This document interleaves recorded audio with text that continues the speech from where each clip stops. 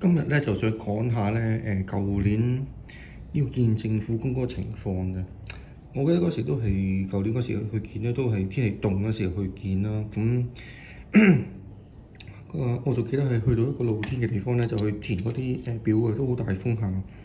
咁填完之後咧，就嗰度都用咗成15分鐘咁上下填表啊、對文件啊咁樣啦。跟住就係會填完啦，就會有人帶你去一個房嗰度做一等候啦。咁喺房嗰度咧就會我見到已經係有幾個人，即係都會有幾個人喺度，即係叫做等候咁樣啦。咁同埋都係大家都會喺度。其實嗰陣時個房嗰度，我記得都唔係話太多人嘅，都係可能當時可能都坐得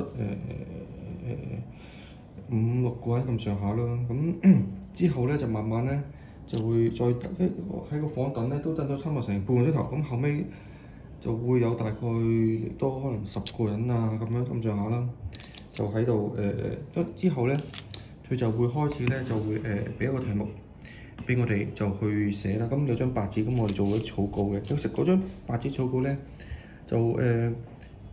就俾我哋做一啲記錄啦，即係寫翻一啲我哋嘅我哋一啲俾個題目，跟住我哋寫一啲重點啦。但係其實嗰張紙咧就唔會評分嘅，因為主要咧我哋用嚟之後我哋就參加小組討論，咁啊做一啲筆記咁樣啦。咁於是者就俾咗大概10分鐘我哋寫呢個呢個對呢個題目嘅寫法咁樣啦。其實個題目關於環保呢個議題咁樣嘅。咁我寫完之後咧，咁我哋逐個就會分一張有咗名片，就貼喺我哋分組咁樣嘅，就唔係話我10個人一齊討論嘅。咁我哋分咗喺唔同嘅組啦。咁喺分嘅過程之中咧，我就會俾分開同另外嗰2個考生咁一齊啦。咁啊，我叫1、2、3咁樣啦。咁就會去帶到去另一間房嗰度嘅。咁另一間房嗰度咧，喺另一間房嗰度咧就分別都有3個考官嘅。3個考官咧其實都係3個考官啦。咁佢哋坐喺一張長台嘅一邊啦，咁另外我哋咧就分，我哋3個咧就會坐喺呢個台嘅，即係呢度例如有張台咁樣啦。咁就會喺台長另一邊嘅就分開咁樣嘅，就分開咁樣1、2、3咁。我就第一個啦，咁我就係第一個喺呢度啦，第一個啦，第一喺呢度啦，一號考生係我啦，跟2號考生喺呢度啦，咁3號考生就呢邊咁樣嘅。咁呢3個咧就係呢個考官咁樣啦。咁個考官當然主要係呢個中間主席呢個咧就會講啦。可能就會俾大概13分鐘俾我哋去討論嘅。咁首先就係可能會有1、2分鐘就俾個人發言咁樣啦。咁首先開始之後咧，咁我見其他嗰2個考生都冇去主動講啦。咁我作為一號考生啦，咁見到情況我都係先主動去講翻呢個題目啦。咁當中因為佢講緊係一個環保議題，咁其實講緊係一個再生能源同埋核能呢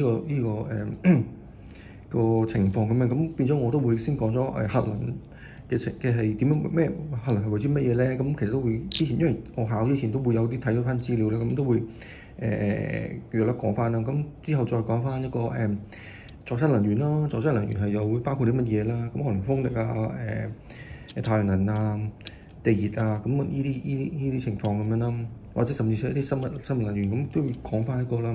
咁之後就會再講翻就係話都係一個選擇啦。咁樣係你會選擇呢個核能啦，定係話呢個再生能源咧？咁其實我都會比較上屬於保守啲，咁會講翻一啲大路啲，就係當然係選擇翻呢個再生能源。咁再生能源其實都有好處咁樣，就係話即係對於環境係最好嘅啦，同埋可以用不斷係循環可以再用咁樣啦。咁之後我發現咗大概我諗大概都係2分鐘咁上下，1個零分鐘啦。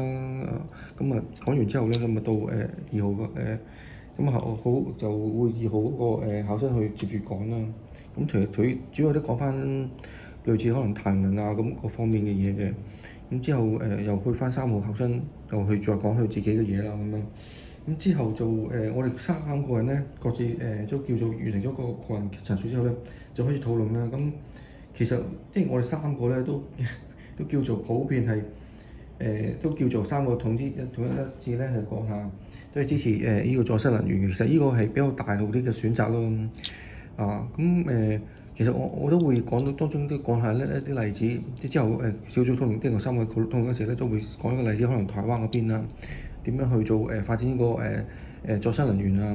咁其實我知因為過去嗰個工作經驗咧，我都會知道下咧，即係可能台灣嗰邊佢都會政府咧就可能有一啲誘因咧，就叫咗私人企業咧，而喺海上面咧就喺海上面咧設立一啲大型嘅風力發電機組咁樣啦。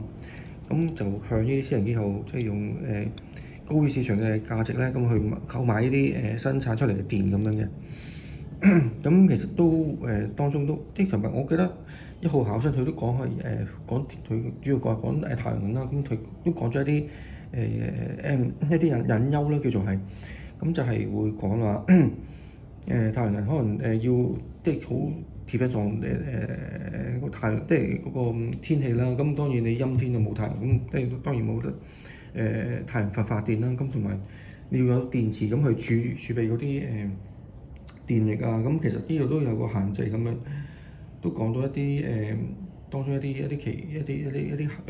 限咁樣啦。咁3號考生我就我又唔係好記得佢哋講啲咩嘢，因為一嚟都隔咗一段時間啦，咁二嚟佢講嗰啲嘢都其實都唔係好大印象啊。我都唔記得咗。咁當中我哋傾完都，其實我當時我都有諗過，可唔可以講一個叫做既然我哋覺得即係我哋都覺得一致都覺得係再生能源係好嘅，咁點解好似香港到而家其實主要都係用一啲天然氣啊，或者喺啲核能，甚至可能核能去發電咧？即係當然都涉及到頭先我咁講，其實再生能源有好處，但係其實都有個局限性咁樣啦。咁其實未必話真係可以提供到一個穩定嘅電力咁啊。但係我又睇到1號考生嗰個講個方向咧，都冇話依個方向，畢竟我又唔敢話特貿然咁去講啦。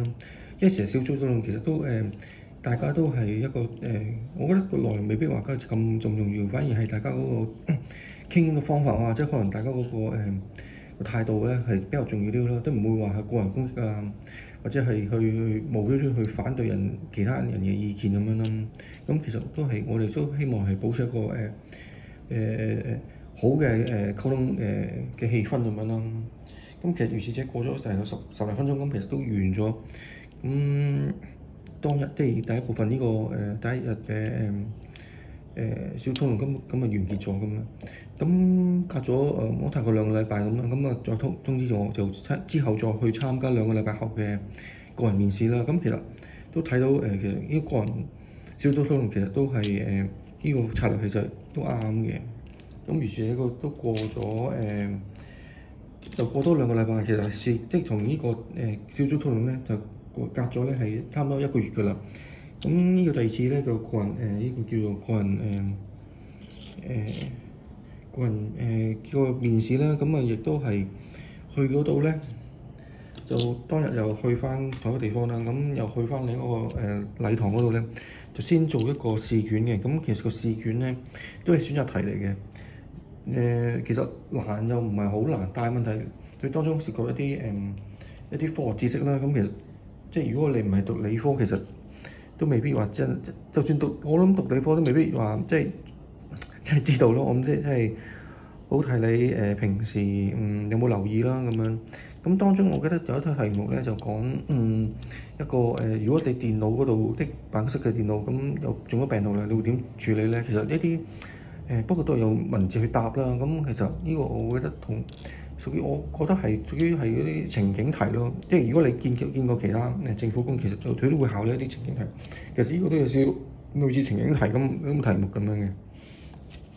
咁如是者啦，咁啊去到做完啲題目啦，咁我就俾安排翻去翻上次間房嘅，但係今次咧佢就坐法咧就會有啲唔同嘅，都同一張台咁樣啦，但係佢今次咧嗰個揸官咧，佢哋三位咧就坐喺呢邊嘅牆呢邊嘅，呢邊個台嘅另一邊呢邊啦，咁我就坐對面咁樣啦，就坐喺度咁樣啦。咁當時佢都會問翻一啲情況，咁可能都會俾翻啲圖表我睇啊，即係先去閱讀理解，或者係睇翻嗰啲啲指數。咁當中佢都會問翻一啲個人介紹啊，或者可能問翻佢知唔知道呢份工嘅工作內容咁樣啦。咁其實我發覺都係大同小異嘅。咁其實都係會其實都正常對答啦。其實佢又唔會話特登佢又冇話特登去留難你，或者去令到你有啲好難堪嘅情況。咁其實今次個面試其實都係咁樣咯。咁大概我可以講嘅或者分享到嘅，其實都係咁樣樣。咁成個跟住係咯，就完㗎啦。